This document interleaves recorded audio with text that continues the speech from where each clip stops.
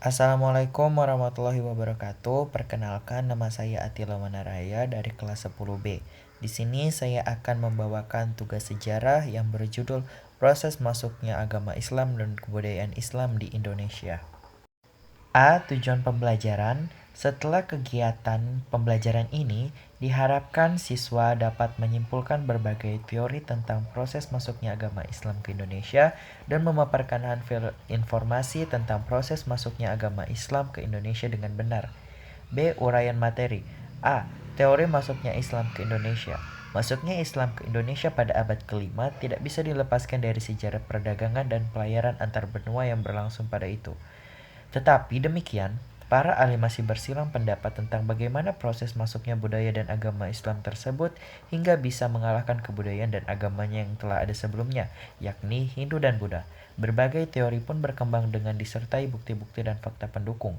Pada modul ini akan dijelaskan tentang teori-teori masuknya Islam ke Indonesia. Yang pertama ada teori Gujarat. Tokoh yang mendukung teori ini adalah para ilmuwan Belanda seperti Pineapple dan Mouquet yang mengatakan bahwa ada yang membawa agama Islam ke Indonesia ialah orang-orang Arab yang sudah lama tinggal di Gujarat, India. Menurut mereka, Islam masuk ke Indonesia sejak abad ke-13 Masehi bersama dengan hubungan dagang yang terjalin antara masyarakat Nusantara dengan para dagang Gujarat yang datang dengan jalur Indonesia, Kembei, Timur Tengah, dan Eropa. Snokhorje yang juga sebagai ilmuwan Belanda berpendapat bahwa hubungan dagang orang Gujarat berlangsung lebih awal dibandingkan dengan orang-orang Arab. Teori masuknya Islam di Indonesia dicetuskan Mouquet dan Pineapple didukung oleh beberapa bukti. Batu nisan Sultan Samudra Pasai milik As-Saleh 1927 dan batu nisan Syekh Maulana Malik Ibrahim di Gresik memiliki kebersamaan dengan batu nisan yang berada di Kembei.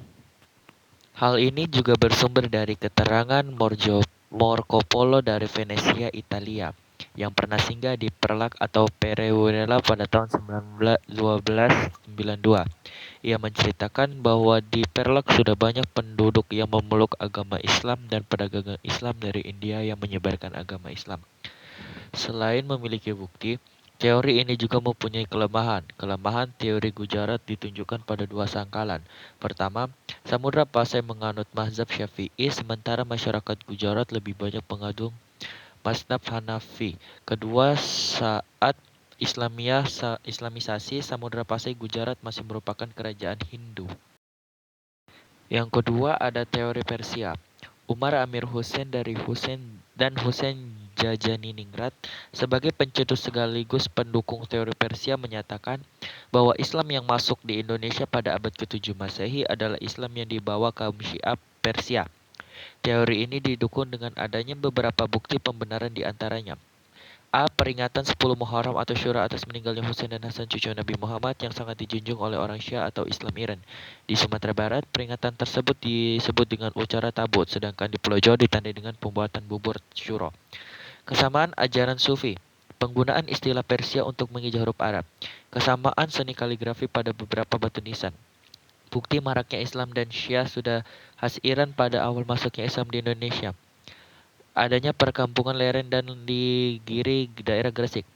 Dengan banyaknya bukti yang pendukungnya dimiliki, teori ini sempat diterima teori masuknya Islam ke Indonesia yang paling benar oleh ahli sejarah. Akan tetapi, setelah diteliti ternyata teori juga memiliki kelemahan. Bila dikatakan bahwa Islam pada masuk abad ke-7, maka kekuasaan Islam di Timur Tengah masih digenggam Khalifah Umayyah yang berada di Damaskus, Baghdad, Mekah, dan Madinah. Jika tidak memungkinkan para ulama Persia untuk menyokong penyebaran Islam secara besar-besaran ke Nusantara.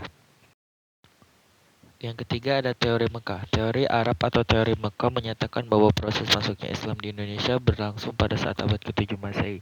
Islam dibawa oleh para musafir Arab atau Mesir yang memiliki semangat untuk menyebarkan Islam di seluruh belahan dunia. Tokoh yang mendukung teori ini adalah Van Loor, Anthony H. Jones, T.W. Arnold, Buya Hamka, Naquib, dan lain-lain. Teori masuknya Islam di Indonesia mendukung tiga bukti utama, yaitu pada abad ke-7 yaitu tahun 1674 di pantai barat Sumatera Barat terdapat perkampungan Islam.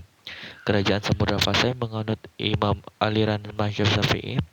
Adanya penggunaan gelar Malik pada raja-raja Samudra Pasai. Para ahli mendukung teori ini menyatakan bahwa abad 13 sendiri sudah menjadi kekuatan politik Islam. Jadi masuknya Islam ke Indonesia jauh sebelum abad ke-7 yang berperan besar terhadap proses penyebaran Arab sendiri. Yang keempat ada teori India. Teori ini dikemukakan oleh Thomas W. Ia berpendapat bahwa meskipun batu-batu nisan yang ditemukan di bagian tempat tertentu berasal dari Gujarat atau Bengal, maka pastilah Islam telah mapan dalam perkembangan di Gujarat sebelum kematian Malik As-Saleh, yakni sebelum tahun 1668-1972.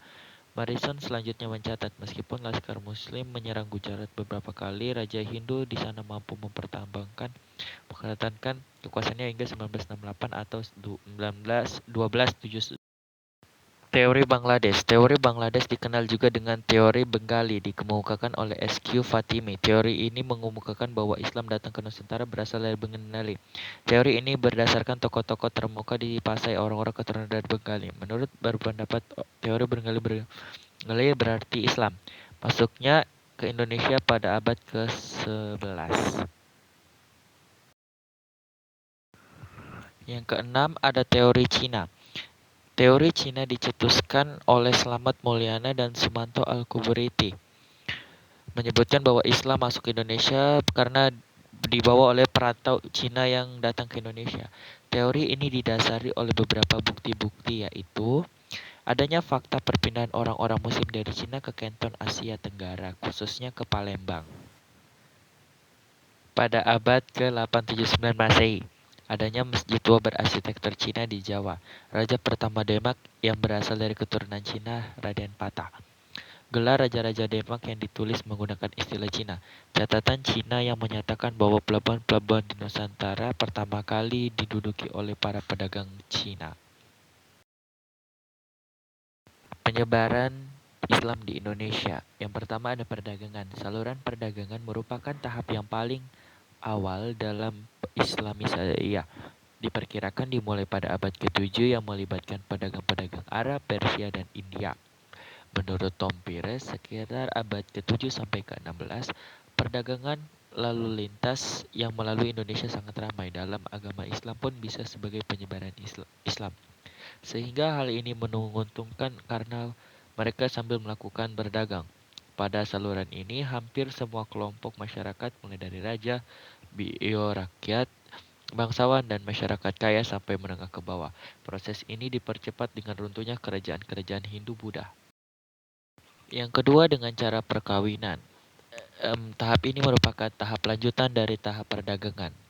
Yang ketiga ada tahap pendidikan atau dengan cara pendidikan. Para ulama, kiai, dan guru-guru berperan penting dalam penyebaran agama dan kebudayaan Islam. Yang keempat ada kesenian. Penyebaran Islam melalui seni budaya dapat dilakukan melalui beberapa cara seperti seni bangunan, seni pahat atau ukir, tari, musik, serta sastra. Saluran seni yang paling terkenal adalah pertunjukan wayang dan musik dasar pitutur dari Sunan Kalijaga. Sunan Kalijaga merupakan salah satu wali yang aktif menyebarkan Islam dengan menggunakan prasarana wayang. Cerita wayang diambil dari kisah Mahabharata dan Ramayana, tetapi Sunan Kalijaga diselipkan di tokoh-tokoh pahlawan Islam. Namanya tertentu disebut dalam simbol Islam, misalnya Pada dan Kalimada dan lain-lain. Berikut saja yang bisa saya sampaikan, kurang dan lebihnya mohon dimaafkan. Terima kasih.